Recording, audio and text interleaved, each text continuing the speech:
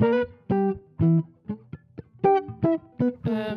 ne sais pas pour les personnes qui étaient là la semaine passée, donc c'était le premier culte de l'année, et puis il y a eu différentes paroles qui ont été données et proclamées pour l'année 2026.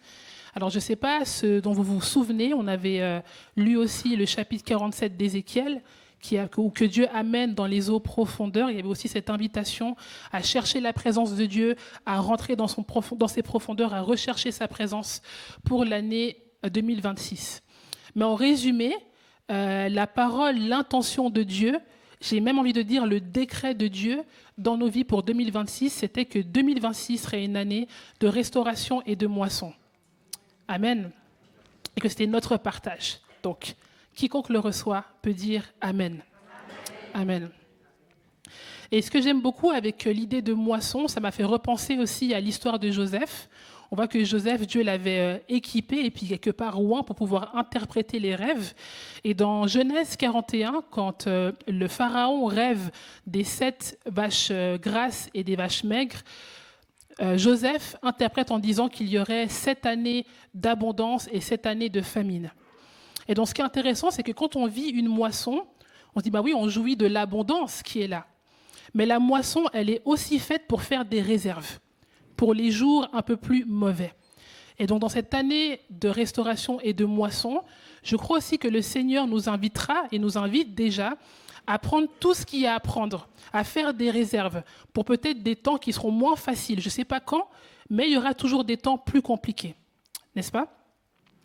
Et donc, ce matin, ce que j'ai à cœur d'apporter comme un peu complément et presque comme un peu de revers de ce qui a été abordé la semaine passée, c'était de parler de ce qui serait peut-être des ennemis à ce mouvement de Dieu. Qu'est-ce qui pourrait arriver comme chose qui viendrait s'opposer à cette saison de restauration et de moisson. Et donc, du coup, en sondant un peu le Seigneur, il y a différentes choses qui me sont venues à l'esprit et je vais vous en donner 3 ce matin qu'on va essayer d'approfondir ensemble avec, disons, les précisions que le Seigneur nous donnera. Ce sera autour de la séduction, l'immaturité spirituelle et la distraction. Amen.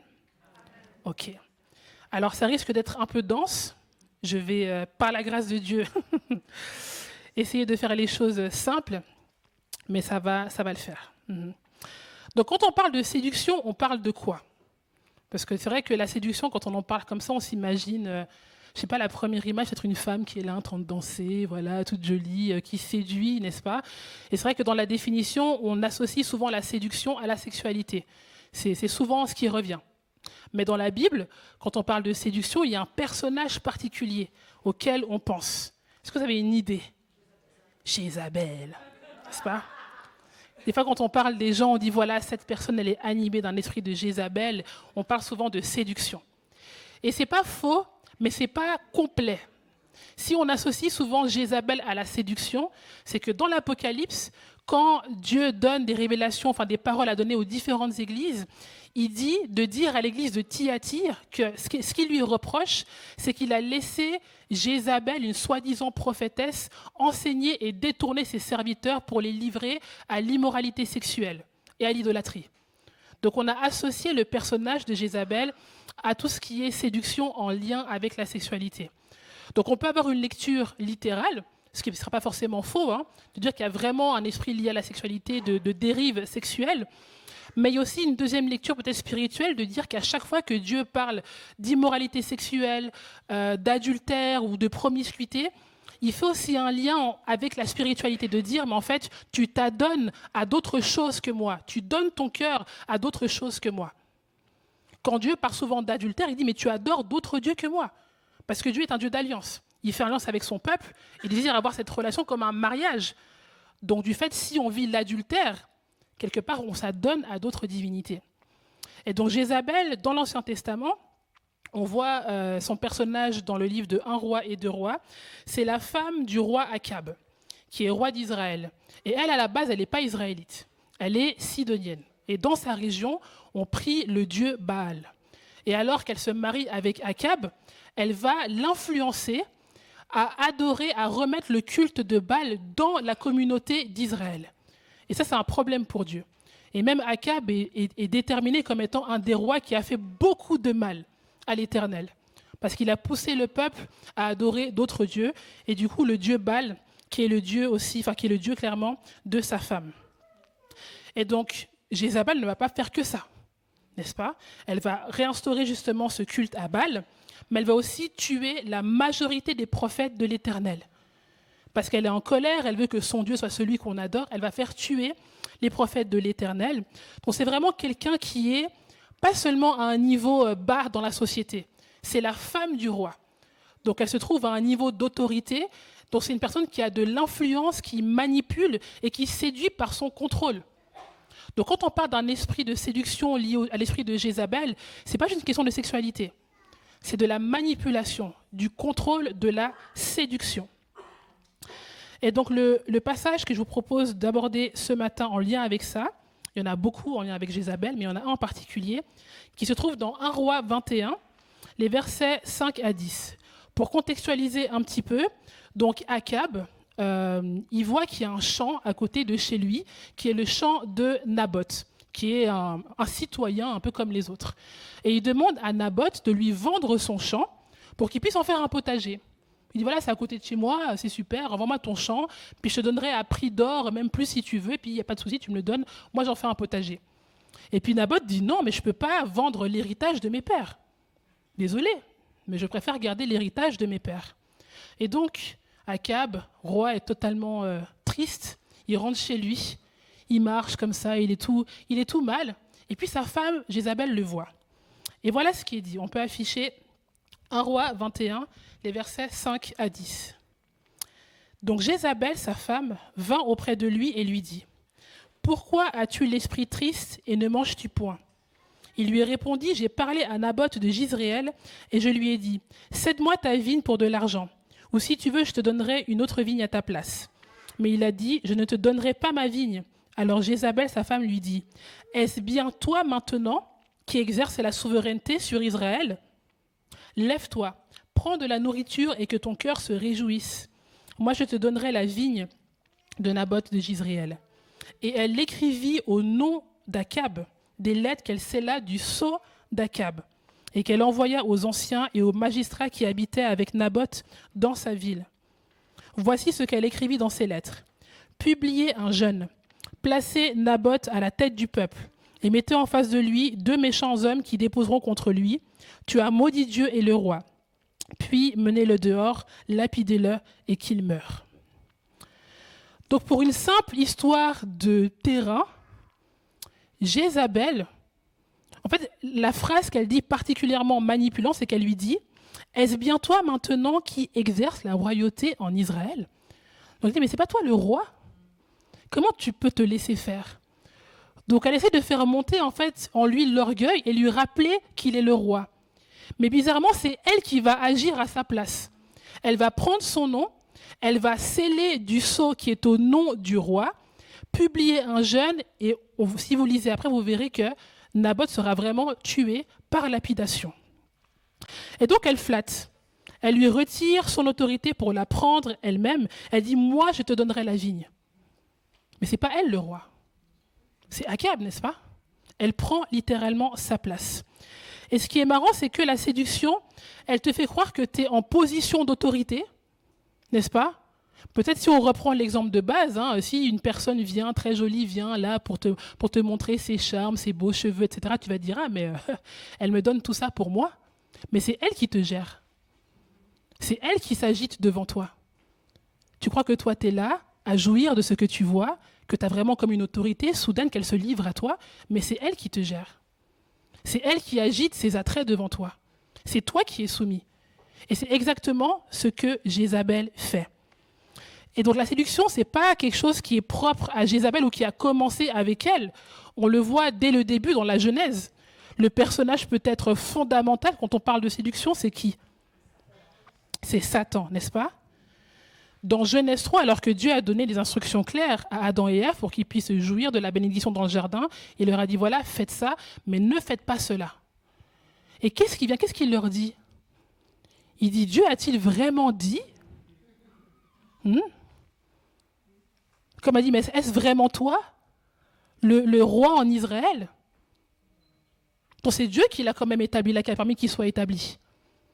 Mais la séduction vient semer le doute. Et ce qui est fou, c'est que même avec Satan, alors que Dieu a dit à Adam et Ève, dominez, c'est vous qui devez prendre soin de la terre.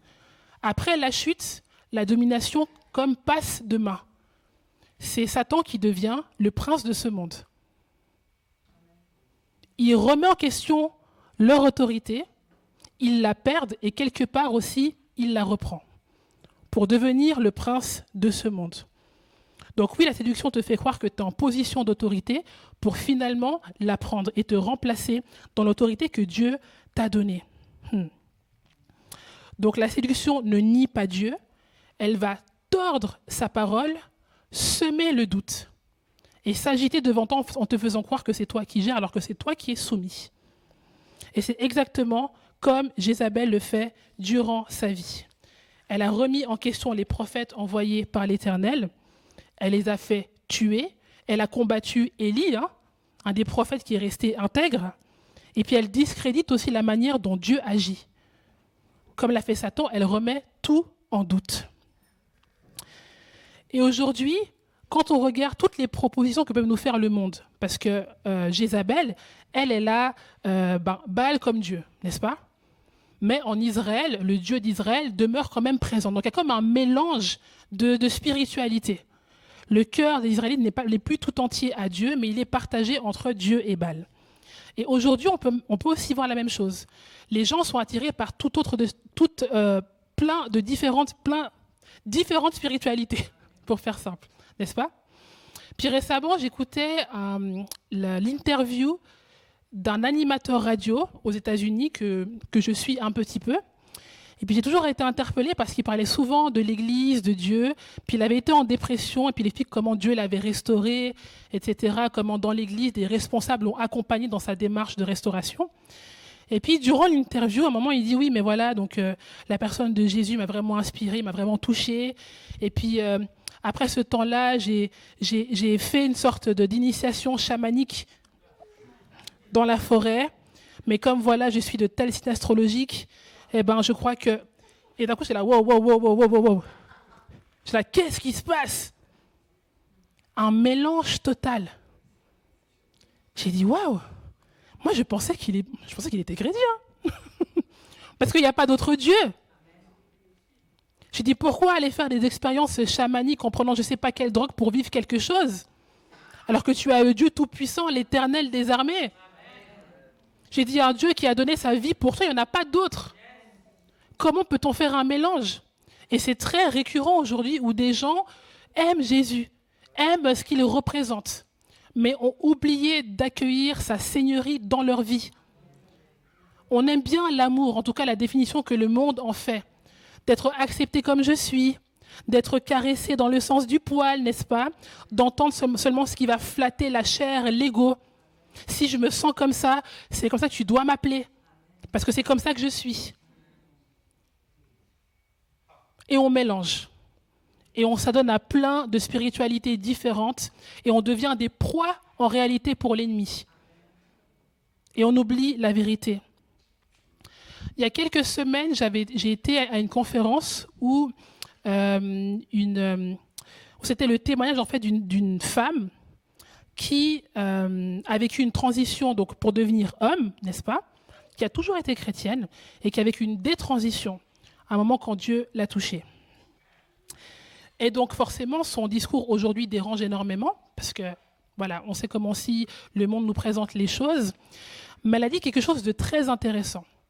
Elle a expliqué tout son parcours médical, qui a été très long, très difficile, que ce soit d'un côté comme de l'autre. Et puis elle explique ensuite que dans sa vie, quand elle rencontre des personnes qui vivent la même chose qu'elle a vécue, elle essaie justement de leur parler en fait de Dieu. Et puis ils disent, oh, mais Dieu m'aime. C'est vrai, Dieu t'aime.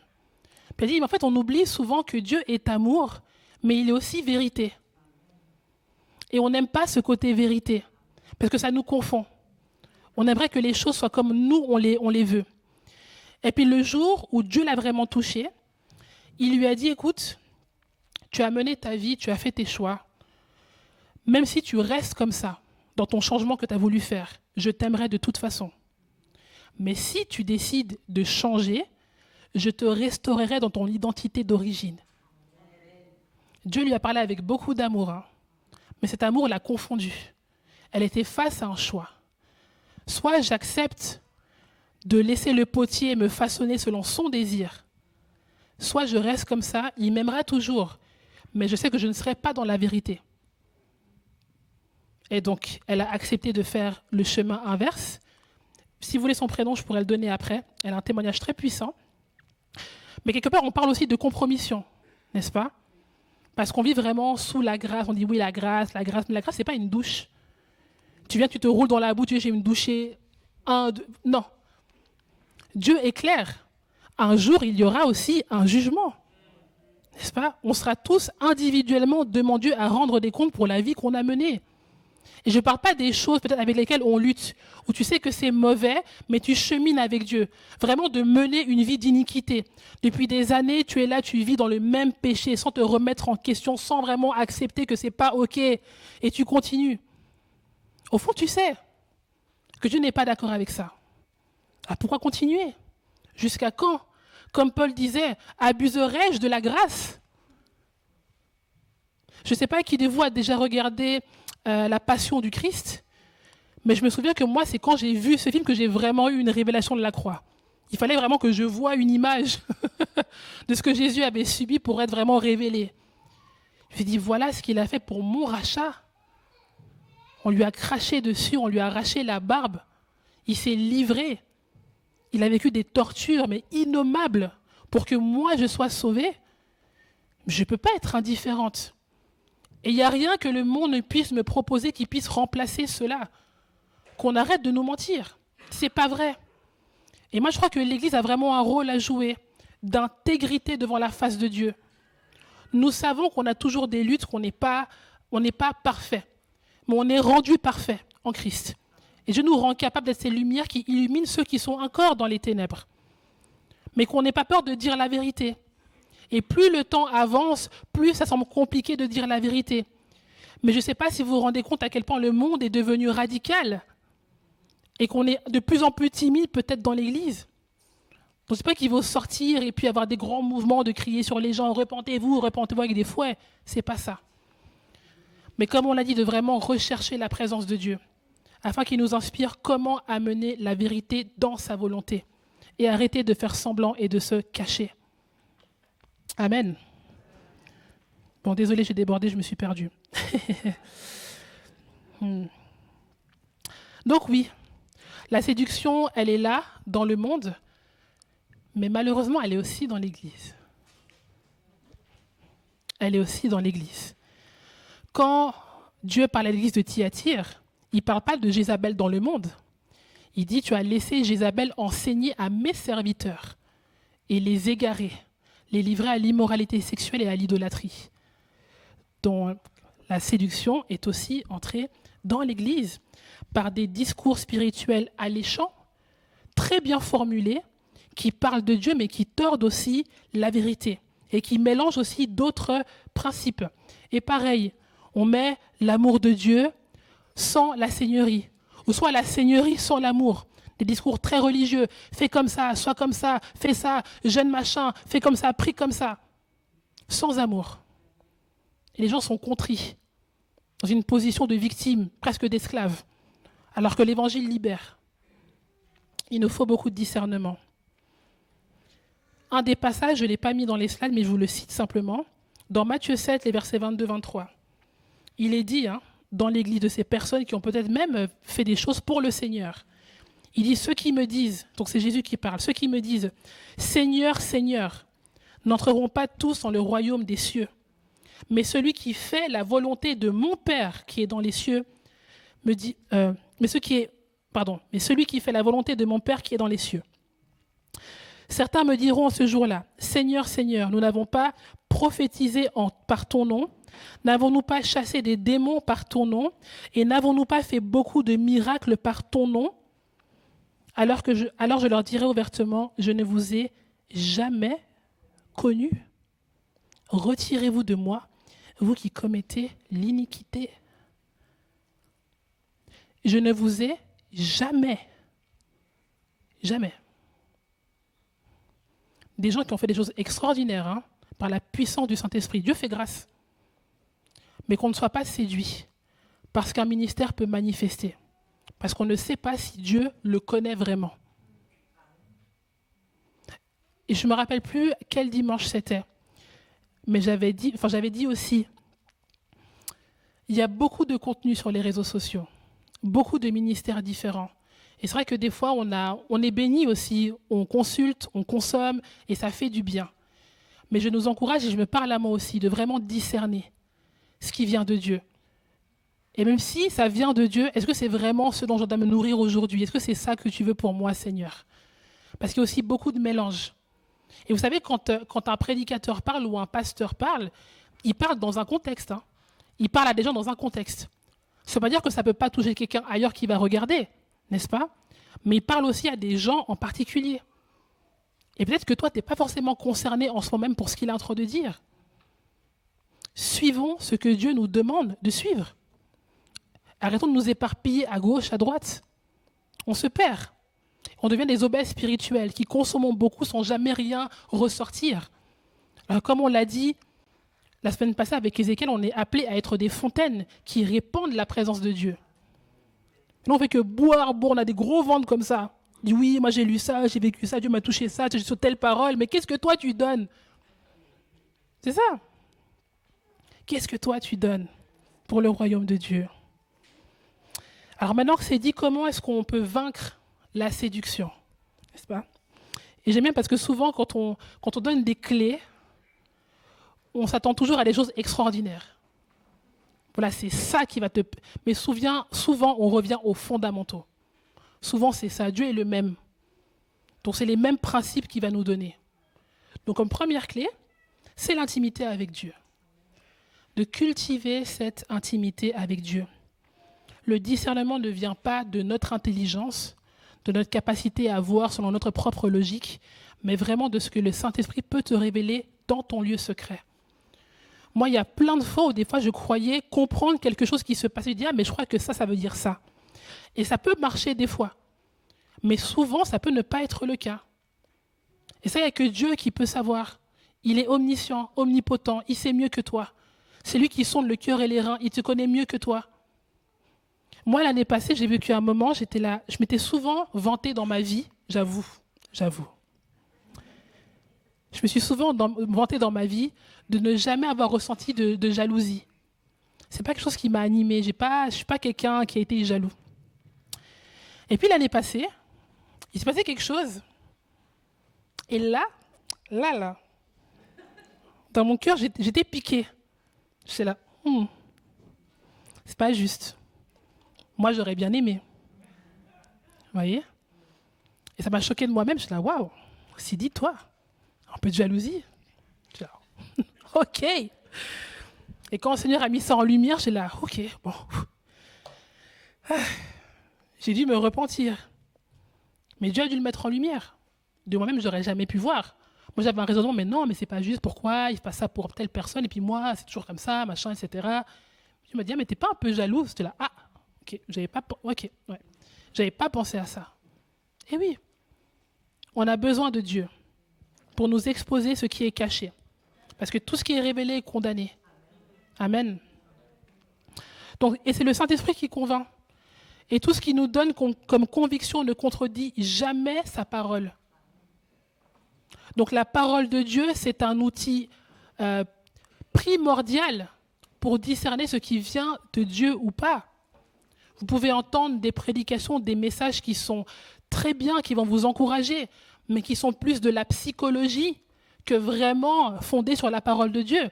Est-ce qu'ils sont faux, mauvais? Non, pas forcément. Mais qu'on ne confonde pas les principes. Ce qui est de la psycho touche la psycho. Ça peut influencer le spirituel. Mais si tu cherches vraiment la présence et la parole de Dieu, fonde-toi sur la parole de Dieu. Donc la parole comme fondement. Et on n'invente pas la morale, parce que la parole de Dieu aussi contient une certaine morale. Il y a des choses qui sont bonnes, d'autres qui sont mauvaises. Dieu a mis une conscience en l'homme, mais la nature de l'homme reste pécheresse. Et tu peux te convaincre par de faux raisonnements que ça, c'est OK. Mais si maintenant tu regardes à la lumière de la parole de Dieu, tu vois que vraiment, non, c'est pas OK du tout, en fait. C'est pas ce que Dieu te demande, c'est pas ce qu'il veut pour toi. Et c'est pas juste pour nous asservir. Dieu est bon. Et tout ce qu'il nous demande concourt à notre bien. Même si ça coûte et que ça fait mal, c'est pour notre bien. Qu'on soit purifié, aiguisé, façonné davantage à son image. Alors qu'on ose s'exposer à sa parole, s'exposer à sa présence, pour le voir aussi travailler en nous.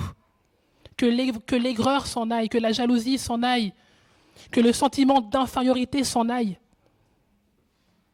que le non-pardon aussi s'en aille. Toutes ces choses qui ont trop souvent tendance à nous accabler dans notre quotidien. Donc se fier uniquement à ce que je ressens ou ce que je pense être bon peut m'induire en erreur. La parole de Dieu comme fondement. Finalement, troisième clé, et j'aurais peut-être même dû la mettre en premier, mais j'aime bien finir par ça quelque part, c'est revenir vraiment à la croix. C'est à la croix que Jésus a tout accompli. Nous prêchons un Jésus crucifié, mais aussi ressuscité. Il dit même qu'il est le chemin, la vérité et la vie. Il n'y a pas d'autre voie. Il n'y a aucune autre voie qui peut sauver qui que ce soit. Personne d'autre a donné sa vie. Même ceux qui ont donné leur vie n'étaient pas aussi parfaits que lui. Il n'y a que lui qui a pu racheter le destin de l'humanité. Il n'y a rien d'autre. Moi, je prie vraiment que notre compréhension, que notre révélation de la croix soit renouvelée. Qu'on n'ait pas comme moi regardé la passion du Christ pour vraiment réaliser ce que Jésus a fait. Mais que par le Saint-Esprit, on ait vraiment cette réalité renouvelée en nous. C'est ça notre vie. C'est l'évangile, la bonne nouvelle d'un salut par Jésus. Il dit, celui qui m'a vu a vu le Père. Tu cherches Dieu, regarde à Jésus. Regarde, tu ne sais pas comment te comporter avec tes collègues, avec ta femme, ton mari, regarde à Jésus. Et demande-lui que tu sois capable de l'imiter. On sait, c'est pas facile. Il y a des gens, des fois, tu as envie de... regarde à Jésus. Et parce que, justement, on revient, on ramène la croix au centre, ça nous montre aussi à quel point la séduction ne gagnera jamais. Même avec tout ce que Jézabel a voulu entreprendre, le jugement de Dieu s'est abattu sur sa vie. Elle ne gagnera pas. Et de la même façon, comme l'ennemi a voulu retirer l'autorité de l'homme, il a été vaincu à la croix. Et Dieu a restauré l'autorité de ses enfants pour qu'on puisse écraser les scorpions, les serpents et toute la puissance de l'ennemi. Il a dit toute la puissance. Pas juste un petit peu, toute. Alors si tu doutes de ta capacité à manifester la présence de Dieu, justement, prends sa parole, demande au Saint-Esprit, remets la croix au centre et reprends ton autorité. C'est peut-être 20 ans que tu vis peut-être une vie médiocre, tu vois, une vie un peu, comme on a vu, tu as juste l'eau peut-être aux chevilles. Tu as expérimenté un petit peu de la présence de Dieu. Tu dis, Seigneur, moi je veux plus maintenant. Je veux les genoux, je veux la taille, je veux être submergé par toi. J'en ai marre de me contenter juste un petit peu, comme une pâte aux joueurs, être là comme un enfant. C'est fini. Je veux plus. Et Dieu va déverser son esprit. Amen. Davantage. Voilà pour la séduction. Elle est vaincue. Mais que celui qui se croit debout fasse attention à ne pas tomber. Donc c'est une prévention. On ne sait pas d'où la séduction peut venir. L'ennemi a été vaincu, c'est sûr. Mais nous vivons dans des circonstances où on peut être encore tenté, n'est-ce pas? Lui aussi, il a des millénaires d'expérience avec l'être humain. Il sait où toucher, par où passer, où ça fait mal. Mais Dieu nous prévient et nous équipe pour ne pas y céder. Amen. Deuxième point, c'est l'immaturité spirituelle. Dans l'évangile de Luc, au verset 9, donc c'est bien avant l'effusion de l'esprit, avant même la croix, Jésus, il a ses disciples et il les équipe pour aller de ville en ville, prêcher l'évangile et puis guérir les malades, etc. Donc ils vivent déjà une dimension de l'esprit, n'est-ce pas? Dans le même chapitre, est-ce qu'on peut mettre Luc 9, les versets 51 à 56? Il est dit, lorsque le temps où il devait être enlevé du monde approcha, Jésus prit la résolution de se rendre à Jérusalem. Il envoya devant lui des messagers qui se mirent en route et entrèrent dans un bourg des Samaritains pour lui préparer un logement. Mais on ne les reçut pas parce qu'ils se dirigeaient vers Jérusalem. Je m'arrête déjà là. Les Samaritains et les Juifs se détestent. Les Samaritains pensent qu'il faut adorer le Seigneur sur le mont Garizim, et les Juifs disent, voilà, nous on est le peuple élu, on doit louer Dieu sur Jérusalem. Donc quand des Juifs passent en Samarie, ils ne sont pas accueillis par les Samaritains. Donc ces deux peuples se détestent, n'est-ce pas? Donc c'est pour ça que Jésus, en tout cas que ses disciples ne sont pas reçus. Je continue à lire, verset 54. Les disciples Jacques et Jean, voyant cela, dirent, « Seigneur, veux-tu que nous commandions que le feu descende du ciel et les consume ?» Voilà, je m'arrête là. On a les disciples de Jésus, qui connaissent Jésus, qui l'ont vu certainement guérir des malades, chasser des démons, qui connaissent son amour. Ils ont été équipés pour aller de ville en ville pour prêcher l'évangile, guérir les malades. Eux, là, quand ils parlent du feu qui descend, ils s'inspirent de l'histoire de Élie. À un moment donné, Élie, il est face au roi Ahazia. Et Ahazia, il est sur une montagne, et le roi Ahazia envoie 2 fois un commandant avec 50 soldats pour lui demander de descendre de la montagne pour venir, en gros, l'affronter. Et par 2 fois, Élie dit, si je suis un homme de Dieu, que le feu descende et vous consume. Et c'est ce qui se passe, ils sont consumés. Donc ils ne sont pas juste en train de dire quelque chose, ce n'est pas des huluberlus. Ils s'inspirent des Écritures pour justifier ce qu'ils veulent faire, n'est-ce pas? Donc on pourrait dire ça part d'une intention qui peut être bonne, n'est-ce pas? Ok. On dit, Seigneur, veux-tu que nous commandions que le feu descende et les consume? Verset 55. Jésus se tourna vers eux et les réprimanda. Jésus, il n'est pas content. En disant, vous ne savez de quel esprit vous êtes animés. En gros, il leur dit que votre compréhension des Écritures, elle est mal inspirée. Vous êtes immature, mal inspiré. Vous ne savez pas de quel esprit vous êtes animé. Donc si ce n'est pas l'esprit de Dieu, c'est l'esprit de qui? Un mauvais esprit. Donc des disciples de Jésus qui marchent quotidiennement avec lui, en disant cela, manifestent qu'ils sont animés d'un mauvais esprit pour avoir une telle réflexion. Et ce qui est encore peut-être plus triste, c'est qu'ils ne le savent même pas. Parce qu'ils parlent avec Jésus avec confiance. Il dit, Seigneur, est-ce que tu veux qu'on fasse ça pour toi? Est-ce que tu veux vraiment qu'il soit consumé, cramé, carbonisé par le Seigneur? C'est Samaritain. Jésus continue, il dit au verset 56, « Car le Fils de l'homme est venu, non pour perdre les âmes des hommes, mais pour les sauver. » Et ils allèrent dans un autre bourg. Eux, il leur manquait encore la révélation de Jésus, mort, ressuscité, et aussi l'effusion de l'Esprit, qui allait les amener à mener l'Évangile encore plus loin. Et bien sûr, c'était déjà avant. Ils n'avaient pas encore connu la croix, n'est-ce pas? Mais nous l'avons, cette révélation. Nous savons que Jésus est mort, ressuscité, qu'il a envoyé son esprit pour faire de nous des témoins. Et ce que j'aime beaucoup, c'est que là, on a Jacques et Jean. Et Jean, il est important dans ce passage. Jean, il est très important. Parce qu'on voit après dans le livre des Actes, dans Acte 8, il y a un réveil en Samarie. Philippe, il est en Samarie pour annoncer l'évangile. Les gens se convertissent, des miracles vraiment sont partout. Et Jean et Pierre sont envoyés comme rescousse pour compléter l'œuvre. Donc le même endroit que Jean méprisait, c'est le même endroit où Dieu l'envoie pour amener l'évangile. Mais il avait besoin du Saint-Esprit en lui pour annoncer l'évangile. Ne plus regarder à l'apparence des personnes, mais de faire la volonté et de répondre au mandat de Dieu. Amen. Et Jean, il va pourquoi là-bas? C'est dit qu'il va prier pour les gens et qu'ils soient aussi remplis de l'Esprit. Donc le même feu qu'il voulait qu'il descende, c'est le même feu qui l'a oint. Et c'est le même feu qui va l'amener en Samarie. Dieu est bon. Une fois, j'avais apporté ce message dans une prédication et j'avais dit à quelqu'un, et je le dis aussi à quelqu'un aujourd'hui, peut-être que les gens que tu méprises, c'est les gens vers qui Dieu t'envoie.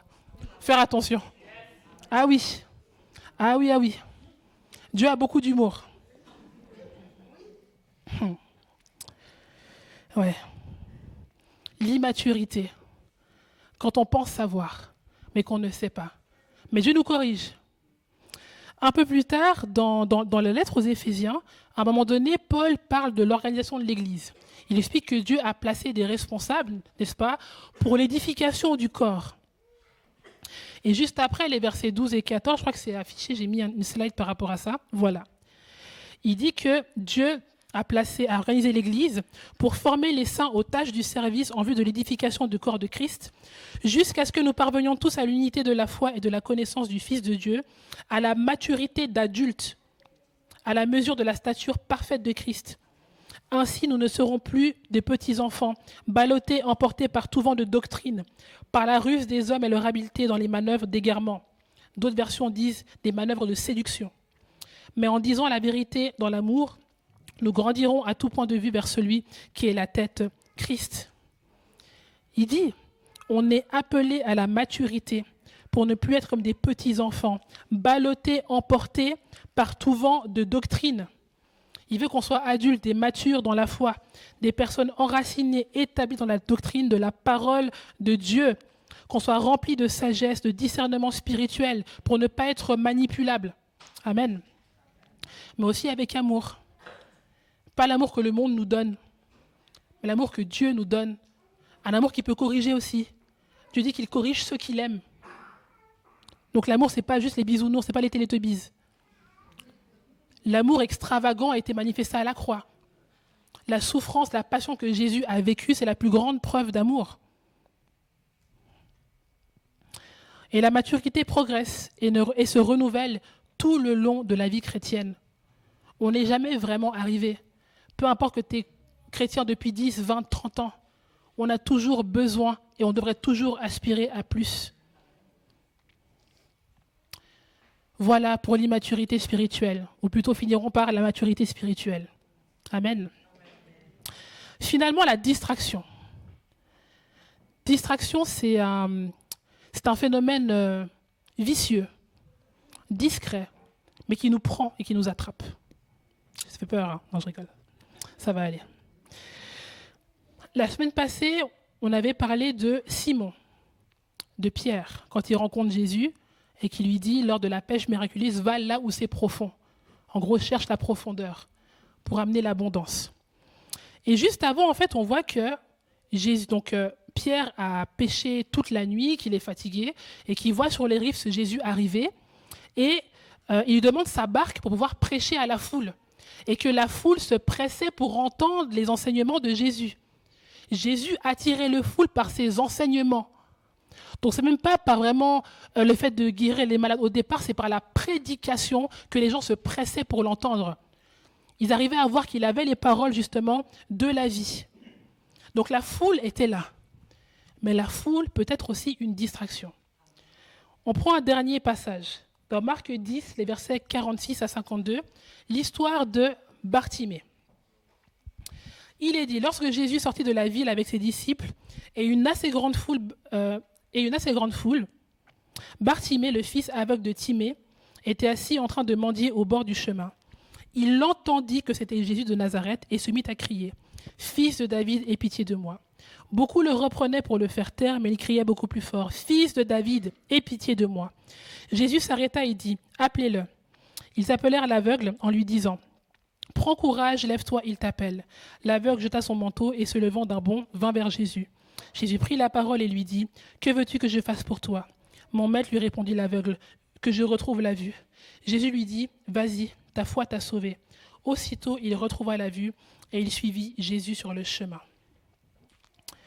Cette histoire, elle est intéressante parce qu'on est face à un aveugle, donc quelqu'un qui ne voit pas. Il ne peut pas voir la foule, mais la foule, on peut l'entendre. Je ne sais pas combien de personnes étaient derrière Jésus, mais beaucoup de personnes. Mais lui, ce qui l'attire, ce n'est pas le mouvement de la foule, c'est qu'il entend que c'est Jésus. C'est ça qui l'attire. Il ne se dit pas, ah, la foule est là, qu'est-ce qu'elle fait? Il dit non, en fait, la foule, elle suit qui? Elle suit celui qui peut répondre à mon problème. Et c'est lui dont j'ai besoin. Et c'est quoi la réaction de la foule? Elle le reprend. En gros, elle lui dit, tais-toi. Donc peut-être la même foule qui écoutait Jésus au bord du lac de Tibériade avec beaucoup d'attention, qu'il a peut-être vu guérir des malades, chasser des démons, leur réaction face à un aveugle qui crie à Jésus, c'est « tais-toi ». Normalement, la réaction logique, c'est que tu vois que tu suis celui qui peut répondre à un problème. Il y a un aveugle qui est là, on le prend, on l'amène. Il y avait beaucoup de gens qui étaient derrière Jésus. Mais qui le suivait vraiment? C'est la question que je me pose. Qui le suivait vraiment? Des fois, on est dans la foule pour la foule. On est dans la foule pour la mode, pour la hype, pour le mouvement. On aime quand il y a des gens, on est entouré, c'est bien, on est ensemble, c'est super. Les concerts, c'est pareil. Matchs de foot, c'est pareil. Plein d'événements rassemblent la foule. Mais qui sont les cœurs vraiment tout entiers et qui comprennent vraiment qui est Jésus? S'ils avaient compris qui était Jésus, ils l'auraient amené. Ils l'auraient pris. Viens, il va te guérir. Bartimée persévère, il crie. Jésus vient, il le guérit. Est-ce qu'on peut juste rafficher le passage, s'il te plaît? Et ce que j'aime beaucoup dans ce passage avec Bartimée, c'est le dernier verset, la dernière partie. Il est dit, Jésus lui dit, vas-y, ta foi t'a sauvé. Aussitôt, il retrouva la vue et il suivit Jésus sur le chemin. Ils auraient pu dire, Bartimée s'est joint à la foule. C'est précisé. Il suivit Jésus sur le chemin. Il aurait pu se distraire avec la foule, à dire « Ouais, super, allons ensemble, on marche et tout, on suit Jésus. » Non, non, non, non, non. Lui, il avait compris qui était Jésus, ce qu'il avait fait pour lui. Il a décidé de le suivre lui, pas la foule. Parce que la foule, c'est la même foule lorsque Pilate a amené Barabbas et Jésus. Qu'est-ce qu'on fait de Jésus? Crucifie-le. Crucifie-le. C'est toujours la foule. Ballottée d'endroit en endroit, indécise, qui aime la hype de la prédication, qui aime suivre Jésus dans les rues comme ça, courir après lui, c'est super, il guérit les malades, c'est incroyable tout ce qu'il fait. Mais quand les temps sont durs, là on voit qui est qui. Moi je prie qu'on ne soit jamais de la foule. Tu peux être dans la foule, mais ne sois pas de la foule. Et ne te laisse pas distraire par les envies de la foule. Sinon la foule peut te jeter par-dessus un pont. Suivre le mouvement peut te mener à la mort, n'est-ce pas? La distraction. On pourrait aborder de plein d'axes différents. Mais j'avais à cœur ce matin de parler vraiment de la dimension de foule. Même par rapport à l'évangile. Je ne dis pas que toutes les grandes églises sont des mauvaises églises, mais qu'on ne se fie pas au nombre de gens qui, soi-disant, aiment bien Jésus. Mais que tu sois de ceux de qui le cœur est tout entier pour lui. Et pas te laisser distraire par la hype du moment. Mais de vivre une vraie conversion profonde. Un cœur entier qui a laissé sa vie pour la gagner avec lui. C'est ce qu'il dit. Celui qui veut me suivre, il perd sa vie pour la gagner avec moi. On perd notre vie. Tu abandonnes tes propres désirs. Tu abandonnes tes propres desseins. Mais pour le mieux. C'est pas juste pour être un esclave et puis rien vivre, rien du tout. Mais il y a quelque chose à abandonner. Parce qu'il dit, un jour, la persécution viendra. Et elle est déjà là. Et c'est là qu'on fait un peu le tri. Qui tient pas? Quand c'est moins joli, quand c'est moins la mode d'être chrétien. Qui tient vraiment? Jésus dit lui-même, si vous m'aimez, gardez mes commandements. Tu peux aimer Jésus pour qui il est, ce qu'il a fait, d'apprécier l'œuvre de la croix. Mais il faut rentrer dans une vie de disciple, d'aussi porter sa propre croix et d'obéir à ses commandements. C'est ça qui va éprouver aussi l'amour qu'on lui porte. Il nous donne tout, on a un plein héritage en lui. Mais ça implique aussi une dimension d'obéissance qu'on ne peut pas extraire de l'évangile, ça en fait partie. Ce n'est pas une obéissance pour nous asservir, mais réellement elle nous libère aussi. Parce que qu'on le veuille ou non, on a toujours un maître. C'est soit les ténèbres, soit la lumière, il n'y a pas de tièdeur, il n'y a pas d'entre-deux. Il dit, si tu es tiède, je te vomirai de ma bouche. Il n'y a pas de middle. C'est blanc ou noir. Alors, tendons au blanc. Tendons vers la lumière, de plus en plus. C'est là que Dieu nous appelle. Alors, si on désire vraiment vivre cette saison de restauration, de moisson, cherchons vraiment la présence de Dieu, afin que ni la séduction, ni l'immaturité spirituelle, ni la distraction nous éloignent de sa présence. David disait lui-même, mieux vaut un jour dans tes parvis que 1000 ailleurs. Ce n'est pas dans l'effort, c'est vraiment ta posture de cœur. Où est ton cœur? C'est là où est ton trésor. Peut-être aujourd'hui, alors que tu m'écoutes, tu dis, mais moi je sais que mon cœur, en fait, il n'est pas encore totalement, vraiment pour Dieu. C'est bien de l'admettre. Ce n'est pas une condamnation, mais qu'on puisse se relever. Tu tombes cette fois, tu te relèves cette fois. Même si c'est Dieu qui te relève, mais relève-toi. Et reprends ta marche sincère avec Christ. Amen. Je vous invite à vous lever, on va juste prier.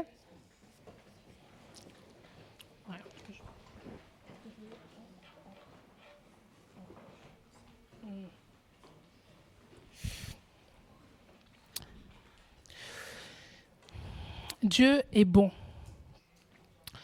Il nous bénit par ses promesses et il nous bénit aussi par ses préventions. Il nous prévient de ce qui peut arriver, qui peut nous éloigner de lui. Et ce matin, il le fait encore, au travers notamment de la séduction, l'immaturité spirituelle, la distraction.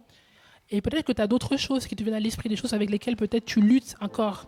Ça peut être l'immoralité sexuelle, ça peut être la convoitise, l'amour de l'argent, l'hypocrisie, le mensonge, le vol. Mais j'ai vraiment à cœur de nous inviter à vraiment, d'une première part, déposer ces choses et vraiment demander au Saint-Esprit de nous remplir vraiment de sa présence et de sa puissance, afin de marcher avec assurance, avec discernement, face à toutes ces choses qui pourraient nous attendre dans cette année et dans les années à venir, afin qu'on ne puisse pas y céder. Et quand je dis céder, je ne dis pas juste tomber vite fait, c'est vraiment tomber dedans, vraiment être attrapé, lié, agrippé, oppressé par ces choses. Amen. Alors tu peux simplement élever la voix et dire d'abord, Seigneur, merci. Oui, Seigneur, on veut te remercier, Seigneur, pour ta parole qui nous guide, pour ton esprit, Seigneur, qui nous remplit, pour ta vérité qui nous conduit, Seigneur. Merci, Seigneur, parce que tu prends soin de tes enfants, Seigneur.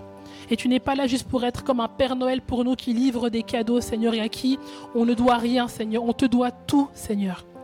Tu nous as tout donné. Merci, Jésus, pour la croix. Merci pour ton sacrifice absolu qui nous a sauvés, Seigneur. Il n'a pas d'autre chemin. C'est toi le chemin, c'est toi la vérité, c'est toi la vie. C'est toi notre vie, Seigneur. Seigneur, et je prie que dans nos vies, tu viennes renouveler notre compréhension, notre révélation de la croix, de ce que tu as fait, Seigneur, pour notre rachat, pour notre rédemption, Seigneur. Que ce ne soit pas juste quelque chose qui vienne nous caresser dans le sens du poil, mais qu'on puisse réaliser toute la profondeur de ton amour pour nous. Et que cela soit suffisant par ton esprit pour nous faire tenir, Seigneur, face à l'adversité, Seigneur. Seigneur, je veux vraiment le déclarer sur nos vies ce matin, que le diable a échoué, Seigneur.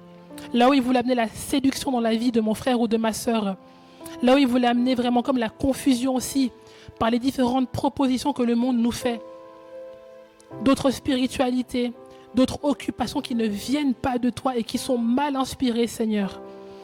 Saint-Esprit, remplis-nous de discernement spirituel, de connaissance de ta volonté, afin de demeurer dans tes voies, Seigneur. Et si quelqu'un aujourd'hui, Seigneur, est dans quelque chose en lien avec la séduction, Seigneur, ouvre-lui les yeux, que les écailles tombent de ses yeux, Seigneur. S'il y a des situations à régulariser, Seigneur, mets des convictions dans les cœurs. Que ce ne soit pas parce que Sidi l'a dit ou que l'Église l'a dit, mais que conformément à ta parole, Seigneur, que nous soyons vraiment appelés et qu'on entre vraiment dans une obéissance, parce que tu es bon. Et nous savons que tout ce que tu nous demandes est pour notre bien, Seigneur. Seigneur, je prie aussi, nous prions ensemble, Seigneur, vraiment pour la maturité, Seigneur. Tu nous appelles, Seigneur, dans les profondeurs encore cette année. Et je prie vraiment que par ton esprit, tu nous remplisses. Est-ce qu'on peut juste se lever les mains ensemble? Et tu peux demander pour toi, pour ta propre vie, au Saint-Esprit de te remplir. Oui, Saint-Esprit, viens, remplis-nous. Fais-moi déborder de ta présence, Saint-Esprit. J'ai besoin de toi. Sans toi, je ne peux rien faire. Toi, Esprit de Dieu, qui est l'Esprit de vérité, qui nous conduit dans toute la vérité. Conduis-moi dans toute ta vérité, Seigneur.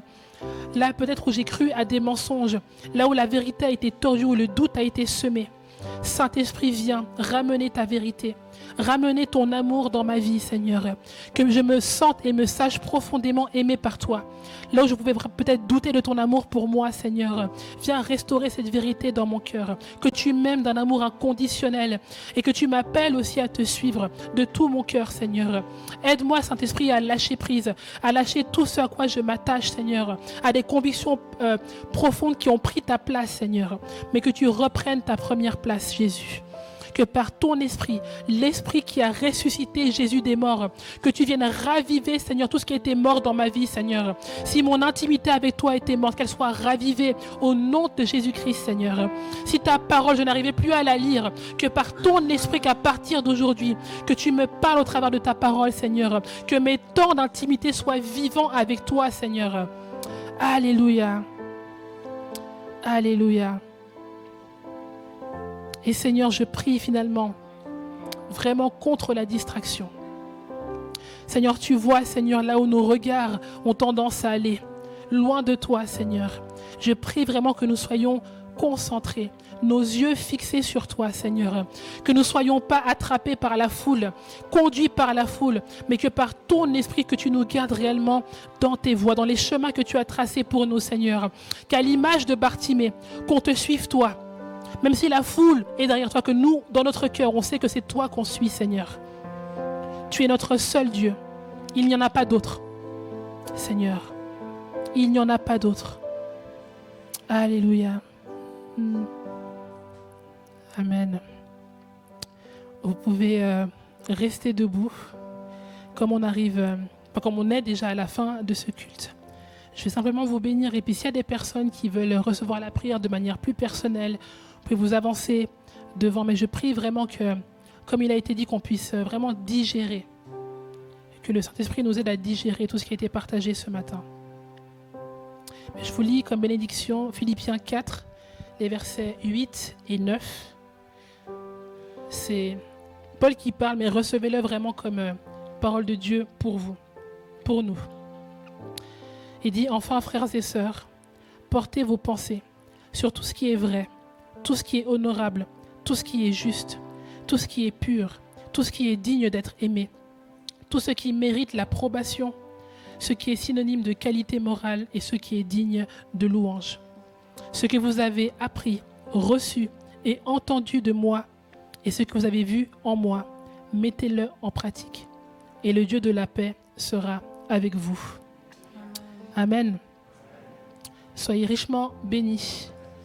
Bon dimanche et que le Seigneur vous bénisse. Encore.